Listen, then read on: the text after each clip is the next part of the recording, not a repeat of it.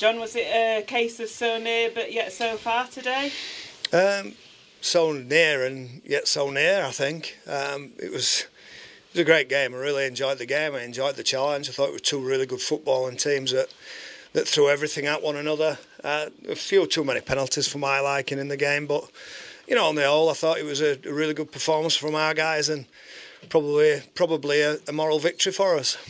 And it was backs to the wall, wasn't it, in terms of injuries, suspensions, unavailability of certain players, and having to pick that 17 today and for them to come through and come so close, it must be good for team spirit going into Easter Monday's game.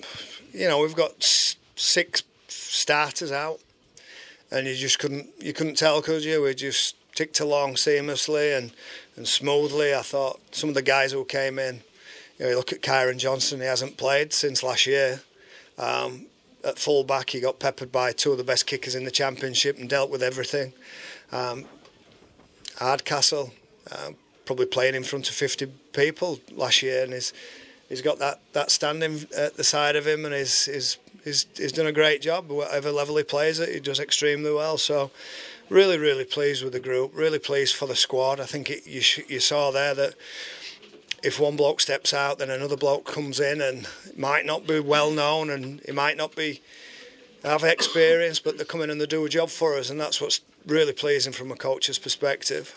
And you just talk about Hardcastle, he just doesn't seem to be phased, does he? Wherever you play him and whatever he does, he seems to take that step forward, doesn't he?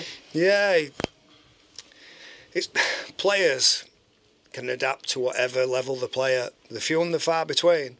But he makes it easy whatever level he plays at and whoever he plays against. We saw him in pre-season defending up against Joel Moon and did a really good job there, and he'd had been playing against Wathbrow or something like that a month earlier. So he just seems to be able to adapt his game, and he seems to be a smart player who knows what he needs to do to stop players, but also when he carries the ball he's always a threat. But from a team perspective, and I thought we were fantastic. That's probably our best performance this year without winning. We were great last week at London and got the money, but today I thought for different reasons I think this is the best we've played. And going forward into that Easter Monday clash back at Post Office Road against Bradford Bulls, this is, like I say, going to set you in good stead. A couple of players due back as well. Are we expecting?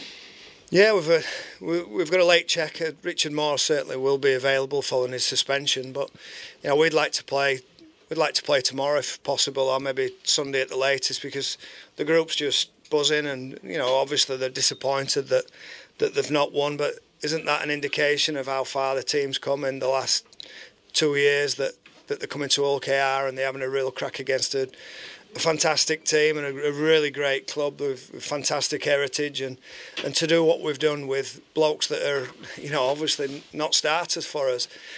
They've sat there and they're ready to go again. They look fresh-faced. They looked a little bit, a couple of blokes with their heads down, but I like that as well. But we're ready to go on Monday and looking forward to Bradford. And you could tell they were buzzing at the end as well when they went over to the fans, and that travelling away support were loud and proud, weren't they, all afternoon today? I've really enjoyed the entire occasion. I mean, I played for Hull for 11 years, and I was at the end of a lot of the stuff that the Robins fans would sing, but I was looking forward to coming back and seeing the red and white masses. But geez, the Featherstone fans are unbelievable, aren't they? Singing and shouting like we'd won by 30. They were brilliant and got behind the team all the way through.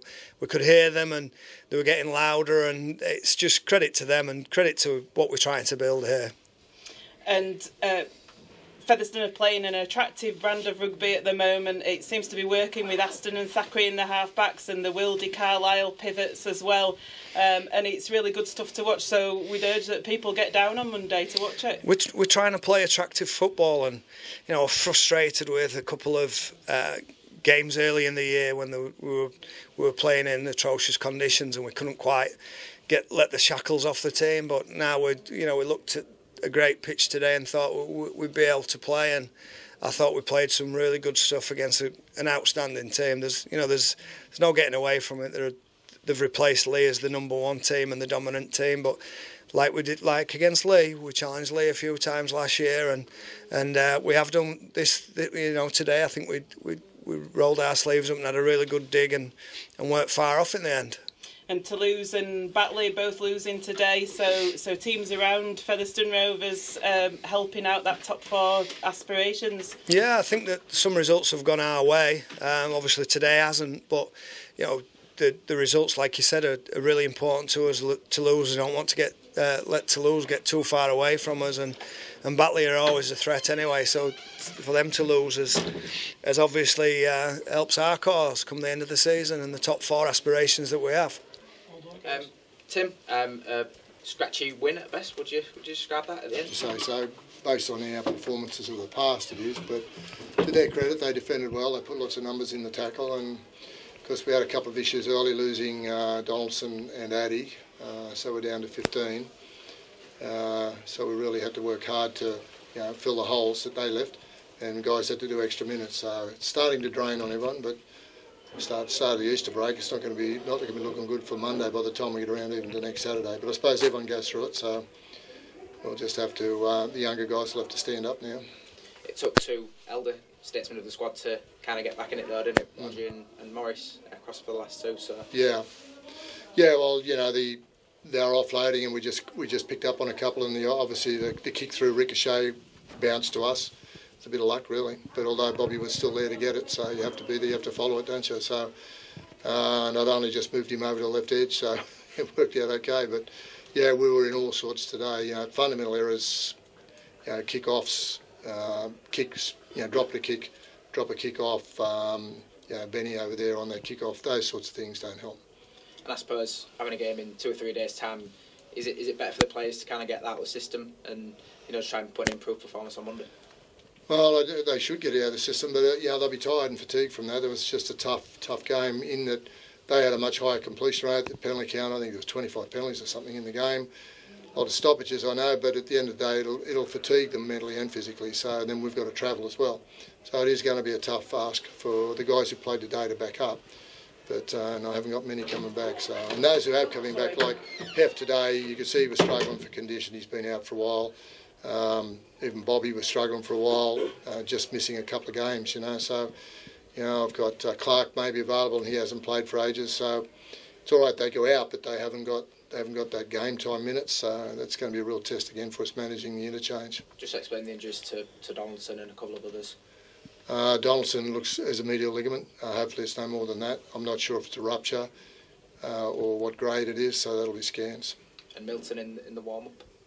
Yeah, small groin issue, so he'll be in some doubt now for Monday. But it was we didn't want to play with it or risk it, so made the change then.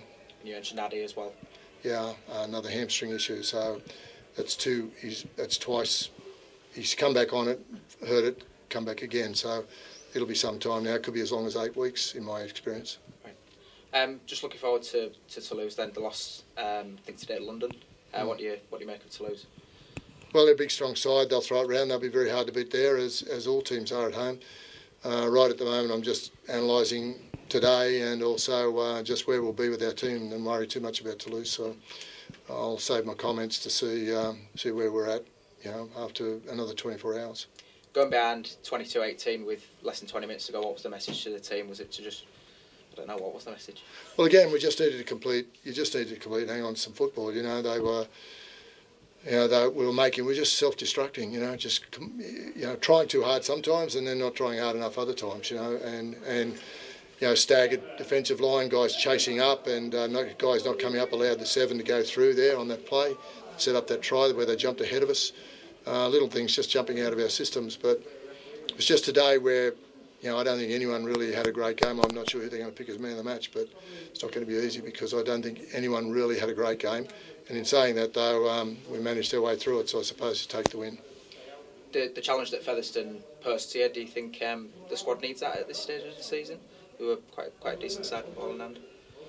Yeah, that's not their best side, though. Probably not ours either, so it's hard to say. But no, look, I just think it's a lesson that they're happy to be through it, but whether or not we've had a couple of instances like that and we've managed to get away with it, but that was very close today. So we're unfortunately getting closer and closer to a loss. I think it's coming. So whether it's Toulouse or whatever, I don't know. But But anyway, the young blokes will be asked to carry the ship for us now, so we'll see how they go. Sean Lump missing today, was that just rested? No, Sean had an infection which went through his system. He was in hospital yesterday from it. Just a toe infection that just went, poisoned his system. So he won't be able to fly either, so he won't be playing next week either. Because on Monday, Saturday maybe, but yeah, it was because we'd planned to play him and Zach off the bench. Various other things I'd planned to play Zach some 7, but the whole thing fell apart when you get that phone call last night that he's not ready, and this morning he wasn't recovered, and the doctor doesn't want him to fly on Monday either. So till that infection disappears. I suppose Bobby captaining the side in his place must be pleased with the winning score. I don't think Bobby's real happy. He wasn't happy at half time. He had something to say to the boys, and it was just a win for us. Yeah, it was just barely a win. So, and they were unlucky not to beat us. There you go. That's how. I don't think we were particularly the best side by far, but we just managed enough. With a loose ball, picked up 2 offloads from them, which shut them down, and thankfully he took the kicks at goal regularly. I was quite happy a couple of times that he did because we were on our heels, and credit to them. Our guys got through it, so we'll take the win and move forward.